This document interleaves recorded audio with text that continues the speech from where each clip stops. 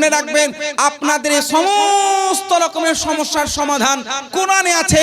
এই অধম আমরা উলামায়ে কেরামের জামাত আছে, তিনারদের দামান ধরুন, তিনারা আপনাদের রাহনুমাই করবেন।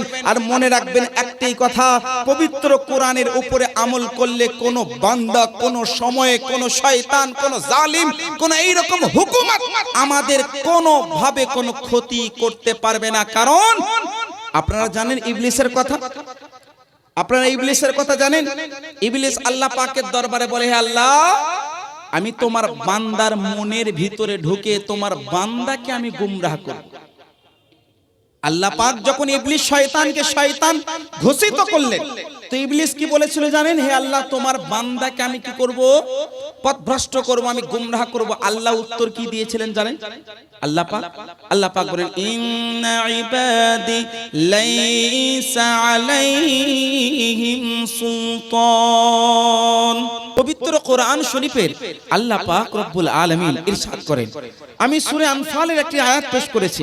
আল্লাহ পাক রব্বুল আলামিন ইরশাদ করেন, ইয়া আইয়ুহাল্লাযীনা আমানু ইযা লাকীতুম ফিআ, হে ঈমানদার, ও ইউ হু হ্যাভ বিলিভড, হে মুমিন মুসলমান, যখন তোমরা কাফের, কোন মুশরিক, কোন নবীর দুশমন, আল্লাহর দুশমন, ইসলাম বিরোধী এমন কোন দলের মুখাপেক্ষী হবে, তাদের মোকাবিলা করবে, তাদের সামনাসামনি আসবে, ফিআতান, এমন কোন জামাতের সম্মুখীন হবে, ফাতবুতু, তোমরা একেবারে দৃঢ়তার সাথে দণ্ডায়মান থাকো, সাবিত কদম রহো, ফাসবুতু, দণ্ডায়মান থাকো, ওয়াজকুরুল্লাহ কাসীরা, আর দণ্ডায়মান থাকাকালীন আল্লাহর অধিক অধিক আল্লাহর গুণগান, আল্লাহর জিকির করো। কি হবে? লাআল্লাকুম তুফলিহুন, তাতে আশা রাখছি এটাই যে তোমরা কামিয়াব হবে, তোমরা জয় লাভ করবে এবং তোমরাই একমাত্র কামিয়াব এবং কামরান হবে। কোরআনের যে আয়াত, अल्लाह पाक ने फरमाया, काफिरों और मुशरिकों की जमात से जब तुम्हारा मुकाबला हो, घबराने की यहाँ बात नहीं, बल्कि तुम साबित कदम रहकर अल्लाह रब्बुल आलमीन का जिक्र खैर, जिक्र कसीर करो, तुम कामयाब होगे। कुराনের যে আয়াত, এই আয়াতটা মৌলিক ভাবে, বিশেষ ভাবে একটি যুদ্ধের পরিপ্রেক্ষিতে আল্লাহ পাক রব্বুল আলামিন নাজিল করেছিলেন। বিশেষ ভাবে কোরআনের এই আয়াতের মধ্যে দুইটি বিধান আমাদেরকে আল্লাহ পাক দিয়েছেন, যেটা বর্তমান সিচুয়েশনে, বর্তমান সময়ে আমাদের জন্য একান্তই শোনা এবং জানা জরুরি। আল্লাহ পাক কি বলে? যখন তোমাদের কোন কাফের মুশরিকদের সঙ্গে মোকাবিলা হবে, মনে রাখবেন মোকাবিলা মানে শুধু যুদ্ধ নয়, মোকাবিলা মানে তলোয়ারি নিয়ে বের হওয়ার নাম নয়। মোকাবিলা মানে হচ্ছে যে আপনার খারাপই চায়, যে আপনার কল্যাণ কামনা করে না, যে আপনার বিরুদ্ধে আচরণ করে, আপনার দুশমনী, আপনার খারাপি, আপনার অকল্যাণের জন্য সর্বদা পরিকল্পনা করে, এমন ব্যক্তির যখন তুমি সামনাসামনি হবে, তখন ফাসবুতু, কি করো? দণ্ডায়মান থাকো, সাবিত রহো। এর মানে কি জানেন? ফাসবুতু এই শব্দের অর্থ হয়, একটি অর্থ হয় ফাসবুতু আলা তাআহ, অর্থাৎ তোমরা আল্লাহর ইতাআতের উপরে দণ্ডায়মান থাকো। বলুন সুবহানাল্লাহ। আজ সময় যত পেরোচ্ছে, যত ধরনের মুসিবত, যত ধরনের আমাদের সামনে প্রবলেম আসছে, আমরা সর্বদাই বলি what is the solution of this problem, কিন্তু এইটা আমরা ভাবি না যে আমাদের মনের ভিতরে একবার অবশ্যই নিজের চোখটাকে রাখা দরকার এবং কল্পনা করা দরকার যে আমাদের ভিতরের ত্রুটিটা কি। What is reason in your heart, তোমাদের ভিতরের অন্তরে কোন জিনিসটার কারণে এই ধরনের সমস্যার সম্মুখীন হলাম, এইটা কিন্তু আমরা ভাবি না। কোরআন আমাদের বলে ফাসবুতু, তাফসীর আমাদের বলে আলা তাআহ, অর্থাৎ ইতাআতের উপরে, আল্লাহর আনুগত্যের উপরে তোমরা দণ্ডায়মান থাকো। তারপরে আল্লাহ পাক বলেন ওয়াজকুরুল্লাহ কাসীরা, আল্লাহ পাক রব্বুল আলামিনের বেশি বেশি জিকির করো। বেশি বেশি জিকির করলে কি হবে? তোমরা কামিয়াব হবে আর দুশমন শক্তিরা তোমাদের কাছ থেকে বিমুখ হয়ে যাবে। আজ বিজেপি বলুন, আরএসএস বলুন, এই ধরনের ইসলাম বিরোধী পার্টি দল, ইসলাম বিরোধী ব্যক্তিরা যারা সর্বদা সর্ব মুহূর্তে আমাকে, আপনাকে, আমাদের, আপনাদের শক্তিগুলো বিলুপ্ত করার অপচেষ্টা চালাচ্ছে, নানান ভাবে আমাদের বিরুদ্ধে অ্যাক্ট বা আইনকে লাগু করার অপচেষ্টা চালাচ্ছে, মনে রাখবেন এই মুহূর্তে এই কোরআনী আয়াতটা আপনার জন্য অবশ্যই জানা দরকার। আল্লাহ পাক বলেন, ওয়াতিউ আল্লাহ ওয়া আতিউর রাসূল ওয়া লা তানাযাউ ফাতাফশালু ফাতাযহাবা রিহুকুম ওয়াসবিরু। আল্লাহ পাক বলেন, হে ঈমানদার, আল্লাহর ইতাআত করো, রাসূলে পাকের অনুসরণ অনুকরণ করো, আর নিজেরা পরস্পরে ঝগড়া বিবাদ করো না। ওয়ালা তানাযাউ, পরস্পর এক অপরের মাঝে তোমরা ঝগড়া বিবাদ ক্রিয়েট করো না। কি করো?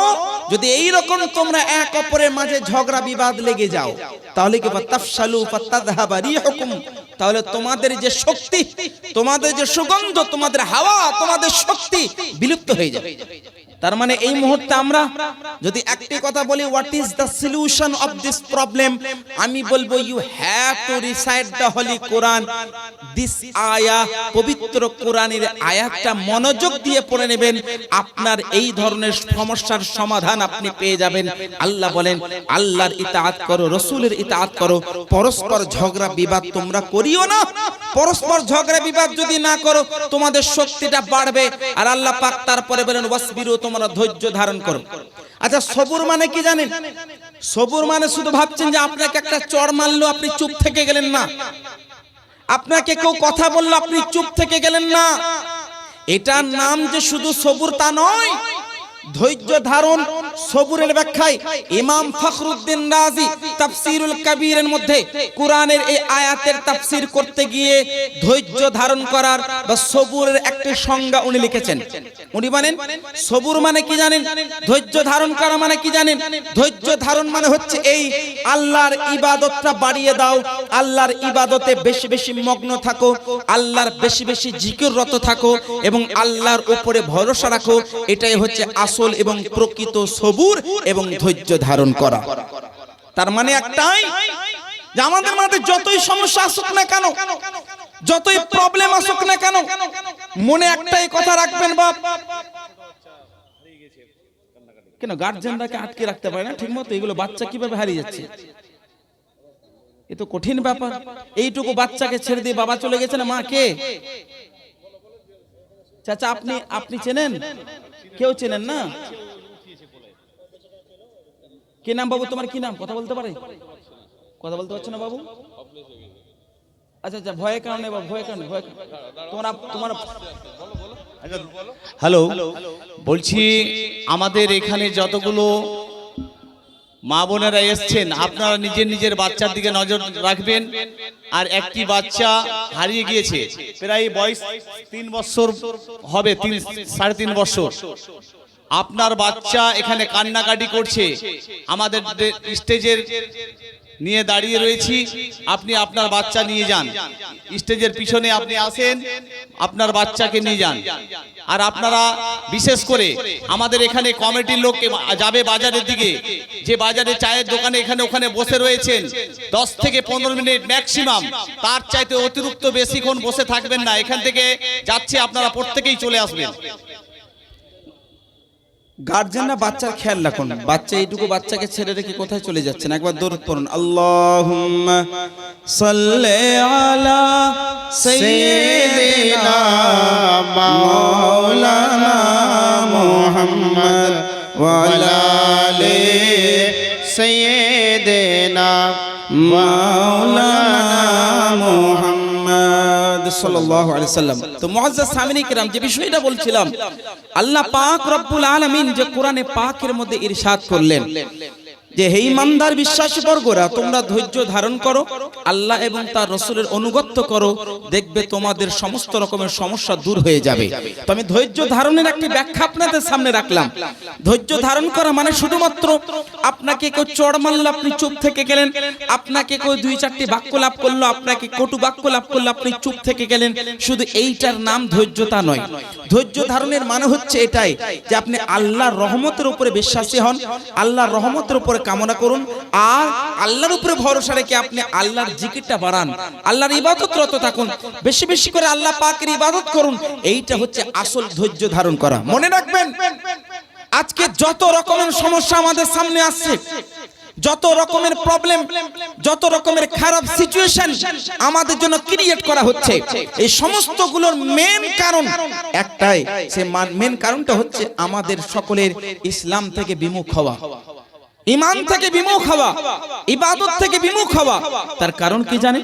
আল্লাহ রাসূলের জামানায় চলুন, সাহাবায়ে কেরামের জীবনী পড়ুন, আল্লাহ রাসূলের সাহাবায়ে কেরামের আমল দেখুন, আপনাদের সকলের অবশ্যই জেহেনটা খুলে যাবে যে আমাদের চাইতে লাখো গুণ, কোটি গুণ প্রবলেম তিনারা ফেস করেছেন, কিন্তু কখনো চিন্তা করেন নাই, কখনো দুঃখিত হন নাই, কখনো ঘাবড়ান নাই, বরং তিনারা কি করেছেন? একমাত্র রাসূল পাক সাল্লাল্লাহু আলাইহি সাল্লামের দরবারে নিজের সমস্যাকে প্রকাশ করেছেন, আর আল্লাহর রহমতের উপরে ভরসা হয়েছেন। আল্লাহ পাক নবীর ওসিলাতে ওই সমস্ত সমস্যার সমাধান প্রদান করেছেন। আজকেও সম্ভব, আজকেও সম্ভব। আল্লাহ পাক বলেন, ওয়াইদা জাআহুম আমরুম মিনাল আমরি আবিল খাউফি আদাউ বি ওয়ালাউ রুদ্দুহু ইলাল্লাহি ওয়া রাসূলি। কোরআনের আয়াত।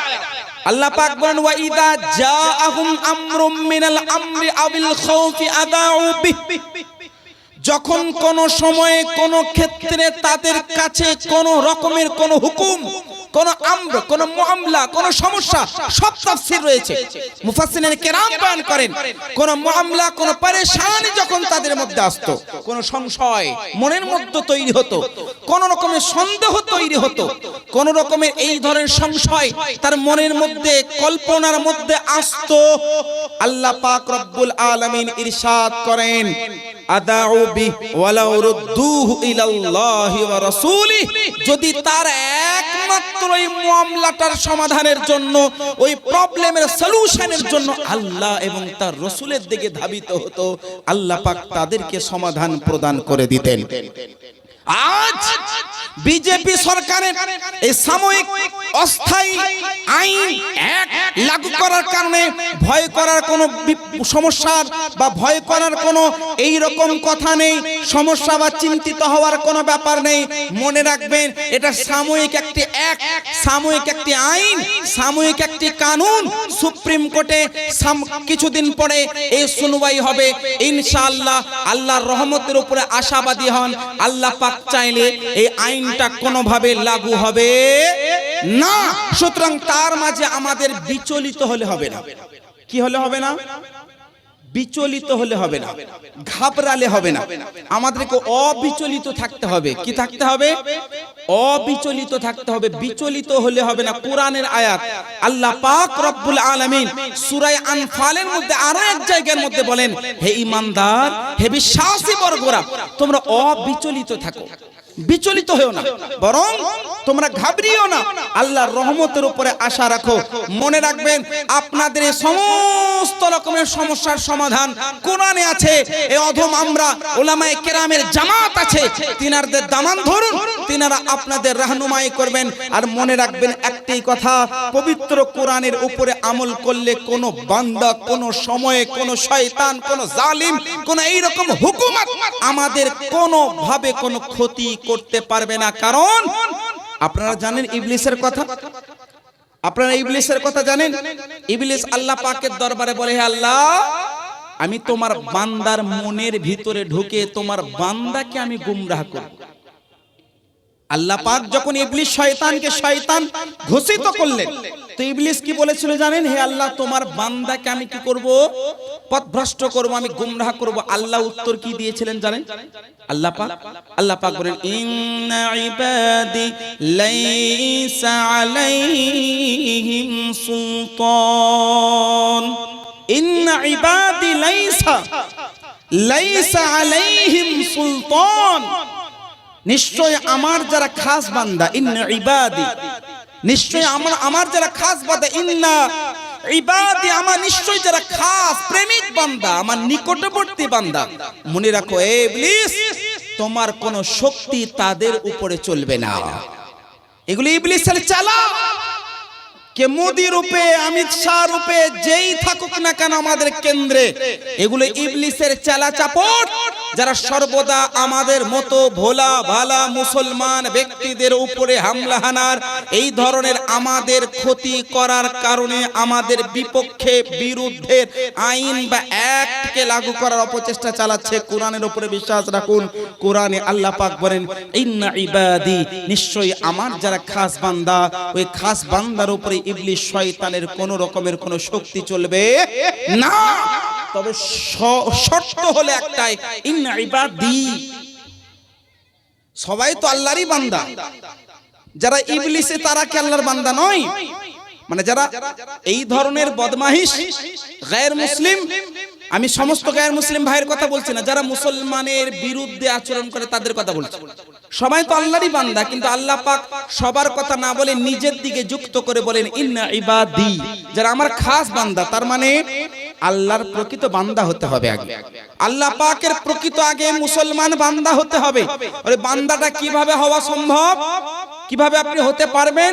পবিত্র কোরআনকে জিজ্ঞাসা করুন, পবিত্র কোরআন আপনাকে উত্তর দেবে। আল্লাহ পাক বলেন, ওয়াতাসিমু বিহাবলিল্লাহি জামিআ ওয়ালা তাফাররাকু। কোরআনের আয়াত। আল্লাহ পাক বলেন, হে আমার বান্দা সকল, তোমরা আল্লাহর দড়িকে, আল্লাহর রস্সিকে তোমরা মজবুত ভাবে, শক্ত ভাবে ধরে নাও, আর তোমরা বিচ্ছিন্ন হয়ে যেও না, পৃথক পৃথক হয়ে যেও না, তোমরা আলাদা হয়ে যেও না, বরং কি করো? আল্লাহ পাকের দড়িকে তোমরা মজবুতির সাথে বান্দা তোমরা ধরে নাও। আল্লাহ পাক আমাদেরকে এলান করলেন, ঘোষণা করলেন। আজ এই পীরগাঁয়ের মঞ্চ থেকে আপনাদের সকলকে বার্তা আমি দেব একটাই, পবিত্র মঞ্চ, মসজিদ উন্নতি কল্পের জলসা, এখান থেকে আপনাদের একটি শিক্ষা ভাই নিতে হবে। আল্লাহ পাক কোরআনে আমাদেরকে সমাধান প্রদান করেছেন যে আল্লাহর সঙ্গে যদি কানেকশন তৈরি হয়ে যায়, আল্লাহ পাকের সঙ্গে যদি আমাদের একটি সম্পর্ক গভীর হয়ে যায়, আল্লাহ পাক সমস্ত রকমের সমস্যার আমাদের সমাধান প্রদান করবেন। হ্যাঁ কিনা? তো কিভাবে সমাধান পাবো?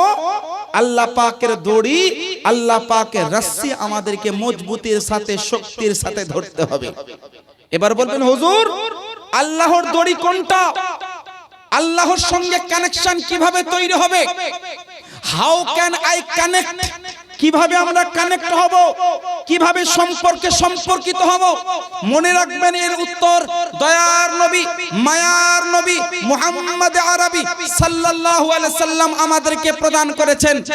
মুসনাদ ইমাম আহমদ ইবনে হাম্বলের হাদিস, আল্লাহর নবী সাল্লাল্লাহু আলাইহি সাল্লাম সাহাবায়ে কেরামের সামনে কিয়ামত পর্যন্ত আসা সমস্ত উম্মতীদেরকে সম্বোধন করে বলেন, ইন্নী তারাকতু ফীকুম খলিফাতাইন লান তাযিল্লু ইন ইত্তাবা'তুমুহুমা কিতাবাল্লাহি হাবলুম মামদুদুন বাইনাস সামাই ওয়াল আরদ ওয়া আহলা বাইতি ইতরাতি। আল্লাহ রাসূলের হাদিস, আল্লাহ রাসূল সাল্লাল্লাহু আলাইহি সাল্লাম আমাদেরকে আল্লাহর দড়িটা দেখাচ্ছেন, আল্লাহ পাকের সঙ্গে সম্পর্ক করার একটি রাস্তা প্রদান করছেন, একটি দিশারি করছেন আমাদেরকে, যে রাস্তাটা আমাদের দেখতে হবে এবং ওই রাস্তায় পরিচালিত হতে হবে। আল্লাহ নবী বলেন, ইন্নী তারাকতু ফীকুম খলিফাতাইন, আমি তোমাদেরকে দুইটি নায়েব ছেড়ে গেলাম। দুইটি আমার প্রতিনিধি আমি তোমাদের কাছে ছেড়ে গেলাম। দয়ার নবী মায়ার নবী ওয়াফাতের পূর্বে দুইটি জিনিস ছেড়ে গেলেন, এর সংবাদ আমাদের প্রদান করছেন। আর ওই দুইটি জিনিস কি? দয়ার নবী বলেন ইনিত্তাবাতুমুহুমা লান তাদিল্লু ইনিত্তাবাতুমুহুমা, ওই দুইটি জিনিসকে তোমরা যদি আঁকড়ে ধরে নাও তোমরা জীবনে কখনো গোমরা হবে না, কখনো বিমুখ হবে না, কখনো পথভ্রষ্ট হবে না, সঠিক রাস্তায় সর্বদা তোমরা কি থাকবে? দণ্ডায়মান থাকবে। আর দুইটি নায়েব, প্রথম নায়েব হলো আল্লাহর রাসূল বলেন কিতাবুল্লাহি হাবলুম মামদুদুম বাইনাস সামাই ওয়াল আরদ। একটি হলো আল্লাহ পাকের কিতাব কালাম ইলাহি কোরআনে মাজিদ, যেটি হচ্ছে আসমান এবং জমিনের মাঝে একটি দড়ি। আল্লাহ পাকের সঙ্গে সম্পর্ক তৈরি হবার একটি একমাত্র মাধ্যম, সেটি হচ্ছে কিতাবুল্লাহ, সেটি হচ্ছে কোরআনে মাজিদ। এবার আপনারা বলবেন হুজুর কোরআনে পাক তো আমরা জানি, কোরআনে পাক তো আমরা পড়ি, কোরআনে পাক তো আমরা দেখি, কোরআনে পাক তো আমরা ক্রয় করে দানও করছেন সকলে, তো কোরআনে পাক তো জানেন, কিন্তু মনে রাখবেন শুধু কোরআনকে দেখার কথা আল্লাহ পাক বলেন নাই, কোরআনকে শুধুমাত্র ক্রয় করার কথা আল্লাহ বলেন নাই, কোরআনকে শুধুমাত্র স্পর্শ করার কথা শুধু বলেন নাই, কোরআনকে শুধুমাত্র পড়ার কথা বলেন নাই। আল্লাহ পাক রব্বুল আলামিন বলেন কোরআনকে পড়ো, কোরআনকে বুঝো এবং কোরআনকে নিজের জীবনের মধ্যে বাস্তবায়ন করো। বলুন সুবহানাল্লাহ। সুতরাং recite the Holy Quran every day and you have to apply this in your life. সর্বদা প্রত্যেক সময়ে আপনি কোরআন পড়ুন, কোরআন বুঝুন আর কোরআনকে নিজের জীবনে বাস্তবায়ন করুন, এটাই হচ্ছে কোরআনের দাবি। এই জন্য আল্লাহ পাক কোরআনকে আমাদের জন্য নাজিল করেছেন। Quran is the complete code of life, Quran হচ্ছে সম্পূর্ণ জীবন ব্যবস্থা। মনে রাখবেন আজকের যুগে কথায় কথায় বিভিন্ন দল, বিভিন্ন নেতা, বিভিন্ন মন্ত্রী, বিভিন্ন চালাচাপট আমাকে আপনাকে জিজ্ঞাসা করা হয়, আমাকে আপনাকে প্রশ্ন করে, আমাকে আপনাকে একটি কথা বলা হয়, বলুন ভাই আপনার সামনে আগে সংবিধান না আগে কোরআন? তার কারণ তারা জানে যে কোরআন হচ্ছে মুসলমানের আইন, কোরআন হচ্ছে মুসলমানের বিধান, কোরআন হচ্ছে মুসলমানের কানুন, কোরআন হচ্ছে একমাত্র মুসলমানের জীবন ব্যবস্থার নাম। উত্তরটা মনে রাখবেন, ওই কোরআনে আমাদের সংবিধানের সংবিধান মোতাবেক জীবন যাপন করার কথা কোরআনের ব্যাখ্যাতেও পাওয়া যায়। কারণ যে দেশে বাস করি ওই দেশের প্রতি আস্থা মহব্বত রাখা এটাও কিন্তু ইসলামের একটি আইন। তো যাই হোক উত্তর তো দিয়ে দিই, সংবিধান আমরা কোরআনের দায়রায় কোরআনের আওতায় এসে আমরা সংবিধানকে মানি। সুতরাং কোরআন আগে না সংবিধান আগে, এই প্রশ্নটাই হচ্ছে ভুল। কিন্তু মনে রাখবেন তারাও জানে মুসলমানের একমাত্র আইন কি? কোরআন। মুসলমানের একমাত্র বিধান কোরআন। মনে রাখবেন মুসলমান আমরা, মুমিন মুসলমান, আমাদেরকে আল্লাহ পাক শান্তি সম্প্রীতির সাথে জীবন যাপন করার কথা বলেছেন। কোরআনে পাকে আল্লাহ পাক আমাদের সর্বদা শান্তি সম্প্রীতিকে বজায় রেখে জীবন যাপন করার কথা বলেছেন। এই মুহূর্তের একটি দাবি, এই মুহূর্তের একটি বার্তা, একটি মেসেজ আমি আপনাদেরকে দেব। আজ বিভিন্ন জায়গায় আন্দোলন হচ্ছে না, প্রোটেস্ট হচ্ছে, আন্দোলন হওয়া দরকার, প্রোটেস্ট করুন। আমি অধম নিজেও শুক্রবার মেটিয়াবুরুজ কলকাতা জুড়ে প্রোটেস্টের মধ্যে সামিল ছিলাম। আলহামদুলিল্লাহ শান্তি সম্প্রীতি বজায় রেখে বিরাট আকারে আমাদের আন্দোলন হয়েছে। আগামী দিনে ব্রিগেডে আমাদের আন্দোলন, পার্ক সার্কাসে আন্দোলনে আমরা আহ্বান জানিয়েছি। আগামী 25 তারিখে আন্দোলন হবে। কিন্তু মনে রাখবেন আমাদের পরিচয় হারালে হবে না, আমাদের লক্ষণ, আমাদের পরিচয়, আমাদের আলামত হারালে হবে না। আমি আপনাদের সকলকে মেসেজ দেব, বার্তা দেব, একদিন আন্দোলন করে পিছিয়ে গেলে হবে না, দীর্ঘ করুন আন্দোলনটাকে, দীর্ঘ করুন, স্থায়ী করুন আর শান্তির সম্প্রীতির সাথে আন্দোলন করুন। আন্দোলনটা করা দরকার। কেন দরকার বক্তব্যের মাঝে আমি আপনাদেরকে বোঝাবো। কিন্তু মনে রাখবেন কিছু ইসলাম শত্রু ব্যক্তি আছে যারা আন্দোলনের মধ্যে ঢুকে তারা বিভিন্নভাবে সমস্যা ক্রিয়েট করছে। আর সমস্ত সমস্যার একমাত্র কারণ আমাদের আপনাদের ভোলা ভালা মুসলমানদেরকে বানানো হচ্ছে। হচ্ছে না? বিভিন্ন মুসলমান ভাইকে অ্যারেস্ট করছে, বিভিন্ন মুসলমান ভাইয়ের উপরে খামখা ফালতু অযথা তাদের উপর আক্রমণ হানা হচ্ছে। কিন্তু মনে রাখবেন, আমরা শান্তি সম্প্রীতির মানুষ, আমরা শান্তি সম্প্রীতি পছন্দ করি। কেন? কারণ আমরা সকালে উঠি তো আসসালামু আলাইকুম বলে সর্বদা আমরা কি করি, নিজেদের আত্মীয় বা নিজেদের বাবা মায়ের সঙ্গে যখন সাক্ষাৎ হয় আসসালামু আলাইকুম বলে আমরা সম্বোধন করি। তার মানে শান্তির কথা দিয়ে শুরু করি যে আল্লাহ পাক তোমার উপরে শান্তি সম্প্রীতি নাজিল করুক, বলুন আমিন। এই যে দোয়া হয়, দোয়ার মাধ্যমে আমরা কি করি, শান্তির বার্তা দিই, শান্তির মেসেজ দিই। আমাদেরকে সকলে একটি শিক্ষা দেওয়া হয়, মসজিদকে বলা হয় দ্য প্যারাডাইস, জান্নাত বলা হয়। কেন? কারণ মসজিদের মধ্যে শান্তির বার্তা দেওয়া হয়, সম্প্রীতির বার্তা দেওয়া হয়। মনে রাখবেন, আজকের এই মাহফিল থেকে আমি আপনাদেরকে কয়েকটি বিষয়ের ঘোষণা দিতে চাই। সেটি হচ্ছে এই আল্লাহ পাক রব্বুল আলামিন কোরআনে পাকে যে বলেছেন তার ব্যাখ্যায় মহান নবী বলেন, দুইটি নায়েব আমি ছেড়ে গেলাম, তার মধ্যে একটি হচ্ছে কোরআন। আর কোরআনটাকে তোমরা আঁকড়ে ধরো। তোমরা কোরআনকে আঁকড়ে ধরলে তোমাদেরকে কেউ কখনো পিছু হাঁটাবে না। কথা বুঝতে পেরেছেন? আমি আপনাদেরকে একটি কৌশল বলি, আপনাদেরকে একটি বার্তা দিই, আপনাদেরকে একটা শিক্ষা দিই। সেই শিক্ষাটা হলো এই, আন্দোলন করুন, সঙ্গে একটা জায়নামাজ নিয়ে যান। আন্দোলন করুন, সঙ্গে একটা মুসাল্লা নিয়ে যান, মুসাল্লা সঙ্গে জায়নামাজ নিয়ে যান। আর শান্তি সম্প্রীতি বজায় রেখে এমন একটি জায়গায় আন্দোলন করুন যেখানে অন্য কারোর কোনো রকমের সমস্যা না হয়। সেখানে নামাজের সময় একসঙ্গে নামাজ পড়ুন, ইনশাআল্লাহর রহমান নামাজের বদৌলতে এই আন্দোলন কামিয়াব হবে আর সরকার বাধ্য হবে এই আইনটাকে ফেরত নিতে, ইনশাআল্লাহ। বজায় রাখবেন না, রাখবেন না গো? এটা একদিনের নয়, দীর্ঘদিন চলবে। এই বার্তা মেসেজ আপনাদের দিয়ে গেলাম। আন্দোলনে যান, মুসাল্লা হাতে নিয়ে যান, এটা মুসলমানের পরিচয়, মুমিনের আলামত। আন্দোলনে যান, মুসাল্লা সঙ্গে নিয়ে যান, নামাজের সময় নামাজ পড়ুন, আবার আন্দোলন করুন। এইভাবে নিজেদের মূল্যবান সময়কে ব্যয় করে এই আইনটা যাতে ফেরত নেয়, তার জন্য আপনাদের সকলকে এই মাঠে রাস্তায় নামতে হবে। আমরাও নেমেছি, আগামী দিনও নামবো। এই আজকে আমি পবিত্র কোরআনের কয়েকটি আয়াতের ব্যাখ্যা করলাম, আল্লাহ রাসূলের হাদিস। আল্লাহ রাসূল বলেন, একটি নায়েব ছেড়ে গেলাম, সেটি হচ্ছে কোরআন। কোরআনকে আঁকড়ে ধরো।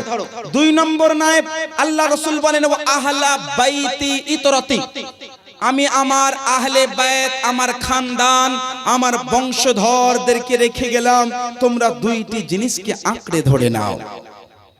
এক হচ্ছে কোরআন, আর আরেক হচ্ছে আমার আহলে বায়াত। একবার ভেবেছেন যে কোরআন হচ্ছে একটি থিওরি, কোরআন হচ্ছে একটি বাণী, কোরআন হচ্ছে একটি বিধান, কোরআন হচ্ছে কমপ্লিট কোড অফ লাইফ, আর আহলে বায়াত হচ্ছে ব্যক্তিত্ব, আহলে বায়াত হচ্ছে মানুষ, আহলে বায়াত হচ্ছে ব্যক্তিবর্গ। কোরআন আল্লাহ পাকের বাণী, আহলে বায়াত নবীর বংশধর। আল্লাহ রাসূল দুইটি জিনিসকে ছাড়ার কথা বললেন, কেন? তার কারণ হচ্ছে একটাই, আহলে বায়াতে পাক, আহলে বায়াতে আতহার নবী মুস্তাফার সুন্নতকে নিজের জীবনে বাস্তবায়ন করেছেন। আর নবী মুস্তাফা কে?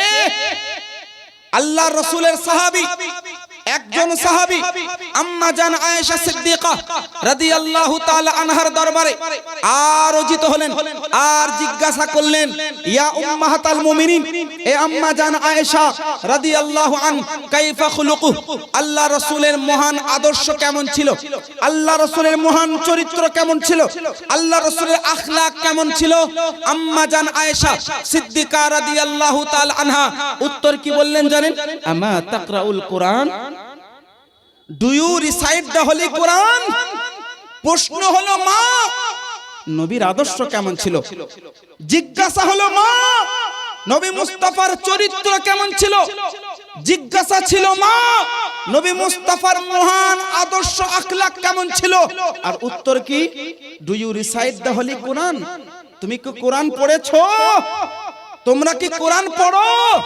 সাহাবী যখন আম্মা জান আয়েশা রাদিয়াল্লাহু তাআলা আনহাকে বলেন, I recite the holy Quran every day, আমি কোরআন প্রত্যেকদিন পড়ি, কোরআনকে সর্বদা আমি নিজের জবানে পঠন করি। আম্মা জান আয়েশা রাদিয়াল্লাহু তাআলা আনহা বললেন, কানা খুলুকুহুল কোরআন, কানা খুলুকুহুল Quran. He is the actual the holy Quran. রাসূল পাকই হলেন মহান কোরআন। কেন? নবী চলাটা হচ্ছে কোরআন, নবীর বলা ছিল কোরআন, নবীর দেখা হলো কোরআন, নবী মুস্তাফার আরাম করা কোরআন, নবী মুস্তাফার বাণীও ছিল কোরআনই। তার কারণ একটাই, নবী মুস্তাফার স্ত্রী আমাদের সকলের মা আম্মা জান আয়েশা রাদিয়াল্লাহু আনহা উত্তরের আগে বললেন, do you recite the holy Quran. কেন? তার মানে হচ্ছে একটাই, আমরা যখন নিজেকে বলি I am a Muslim person, আমরা যখন নিজেকে বলি আমরা মুমিন, তো আমাদের মনকে জিজ্ঞাসা করা দরকার যে do I recite the holy Quran, do I apply the holy Quran in my life. এই প্রশ্নটা নিজের ভিতরে করা দরকার। আমি কি কোরআন পড়ি? আমি কি কোরআনটা নিজের জীবনের মধ্যে বাস্তবায়ন করি? এই প্রশ্নটা আপনাকেও করতে হবে, আমাকেও করতে হবে।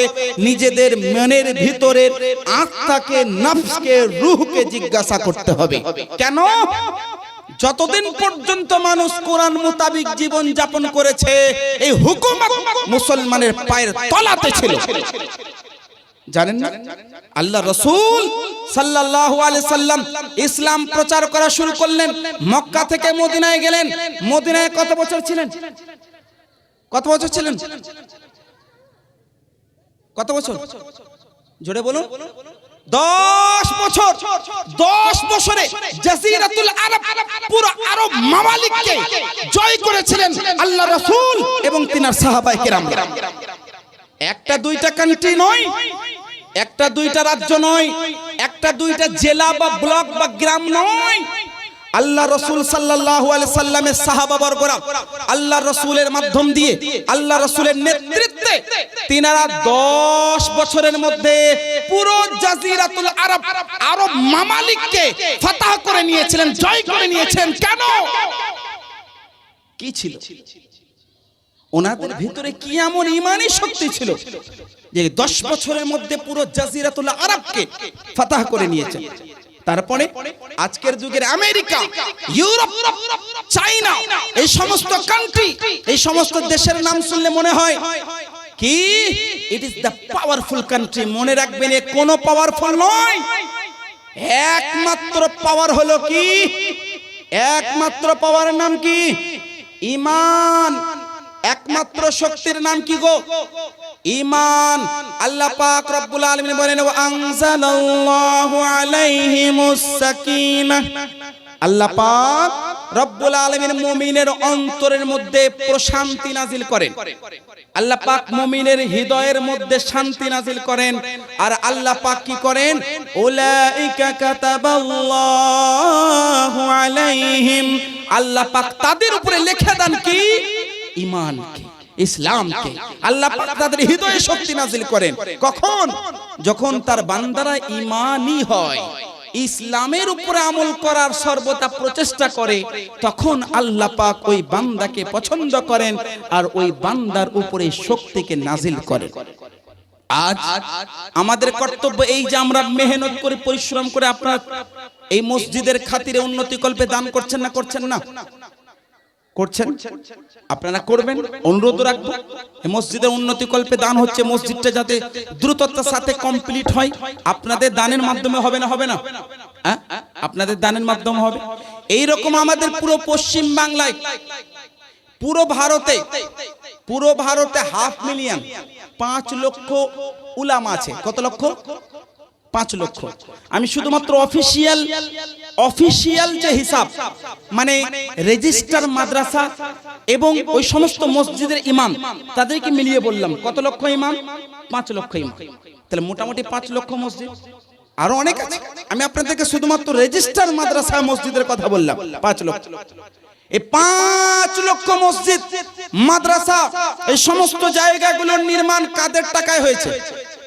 আমাদের আপনাদের চ্যারিটি, দানের মাধ্যমে, খায়রাতের মাধ্যমে হয়েছে না হয়নি? किसी के बाप की दौलत से मस्जिद हमने नहीं बनाई। কারোর কাছ থেকে চাঁদা নিয়ে মসজিদ বানাই নাই। মসজিদ বানিয়েছে কার টাকায়? কার টাকায়? জোরে বলুন। নিজেদের টাকায় মাদ্রাসা বানিয়েছি, কার টাকায়? নিজেদের টাকায়। মনে রাখবেন, আমি আজকে বিভিন্ন বিষয়গুলো একসঙ্গে বলার চেষ্টা করছি, কেন জানেন? তার কারণ এই মুহূর্তের দাবি হলো এটাই যে আপনাদের জেহেনটা খোলা দরকার। You have to wake up. আপনাদের সকলকেই এই মুহূর্তে জাগতে হবে। তার কারণ হচ্ছে একটাই, এতগুলো মসজিদ মাদ্রাসা আমরা নিজেদের টাকা নিজেদের সম্পদ ব্যয় করে চ্যারিটি করে দান খায়রাতের মাধ্যমে করেছি।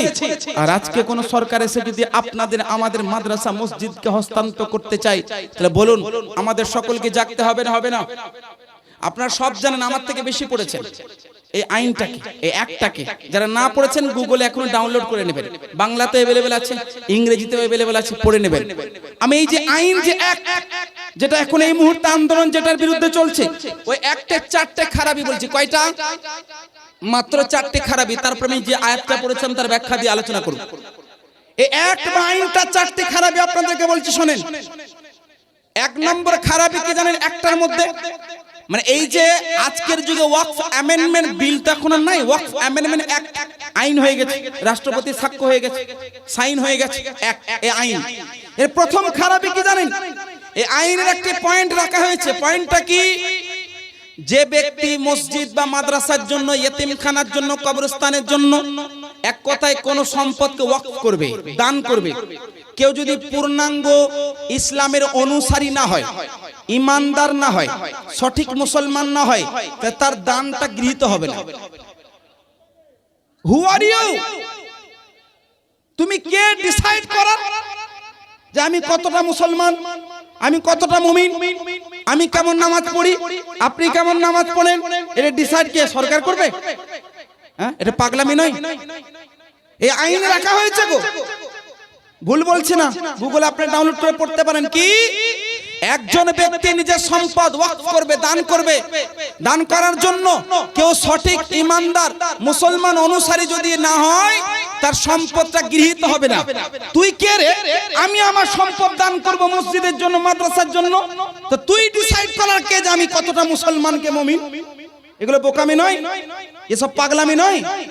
কি গো, ভুল বললাম না ঠিক বললাম? মনে রাখুন, সবারই জুবানে থাকা দরকার এই আইনটার খারাপিগুলো।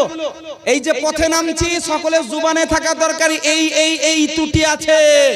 এমনি এমনি আমরা ঘর সংসার পরিত্যাগ করে সমস্ত যাবতীয় ব্যস্ততাকে ছেড়ে দিয়ে রাস্তায় বা পথে এই জন্য নামি নাই। আমাদের আগামী প্রজন্মের জন্য আমরা নেমেছি, আমাদের অধিকারের জন্য নেমেছি, মুসলমানের হুকুকের জন্য নেমেছি, ইসলাম রক্ষার্থে নেমেছি, আমাদের সম্পদ রক্ষার্থে নেমেছি। হ্যাঁ কিনা? এটা একটি খারাপি বললাম। 2 নম্বর খারাপি কি জানেন বাপ? 2 নম্বর খারাপি এই আইনটার মধ্যে লেখা আছে, এই একটার মধ্যে লেখা আছে। এই একটার মধ্যে কি লেখা? এই যে রাজ্য জুড়ে, মানে পুরো ভারতে বিভিন্ন দেশের মধ্যে ওয়াকফের সম্পত্তি আছে। ইন্দোনেশিয়া আছে, ইরানে আছে, মক্কা মদিনায় আছে, ভারতে আছে, পাকিস্তানে আছে। তার মধ্যে সবথেকে বেশি ওয়াকফের সম্পত্তি কোথায় আছে? আমাদের ভারত। কত সম্পত্তি আছে জানেন? 6 লক্ষ একর। কত? 6 লক্ষ একর সম্পত্তি আছে। এই সম্পত্তিটা যদি হিসাব করা হয়, অর্ধেক পাঞ্জাব আমাদের যা সম্পত্তি আছে, আমাদের যা জমি জায়গা আছে, আমাদের এগুলো আমাদের, অন্য কারণ নয়। মানুষকে ধোঁকা দেওয়া হচ্ছে। মুঘল সম্রাট কালে মুঘল বাদশারা হিন্দু ভাইদের জমিকে হস্তান্তর নিয়ে মুসলমানদের মসজিদের জন্য দান করেছে, খায়রাত করেছে। মনে রাখবেন, এই দান করা প্রথা নবীর জামানা থেকে হয়ে আসছে। বলুন সুবহানাল্লাহ।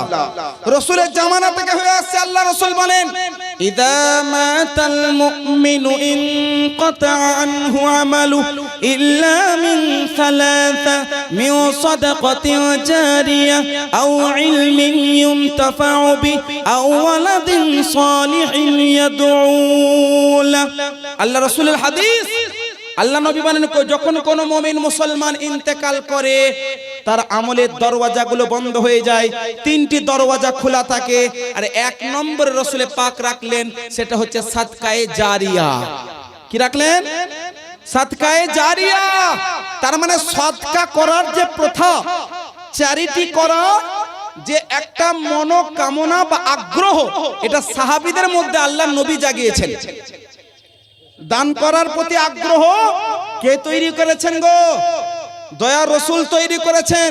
এক সাহাবী বলেন, ইয়া রাসূলুল্লাহ, ইয়া হাবিবাল্লাহ, ইন্না উম্মি উফতুলিতাত নাফসুহা ওয়া আযুন্নুহা লাউ তাকাল্লামাত তাসাদ্দাকাত আনহা আতাসাদ্দাকু আনহা।